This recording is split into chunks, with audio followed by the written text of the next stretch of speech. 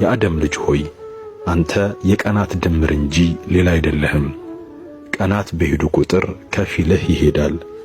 የአደም ልጅ ሆይ አንተ ሁለት መዘወሮች የሚቀባበሉ ፍጥረት እንጂ ሌላ አይደለህም።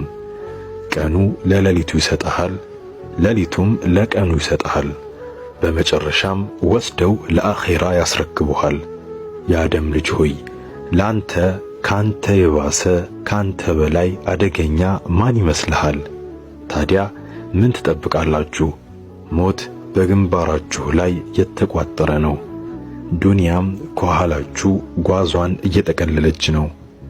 ቀኗ ወራትን እየናደ ወራቷ ዓመታቷን እያፈረሰ በዱንያ ውስጥ ለሰው ልጅ እንዴት ደስታ ሊኖር ይችላል?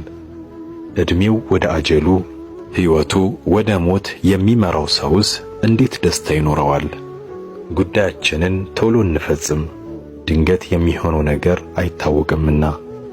አላህ ከምንፈራው ነገር ሁሉ ይጠብቀን። አሚን። በዛሬው መልእክት ጠቃሚ ነገር አግኝቻለሁ የሚል ለብዙ ሰው እንዲደርስ በብዛት ሼር እና ኮፒ ሊንክ ማድረግ እንዳይረሳ።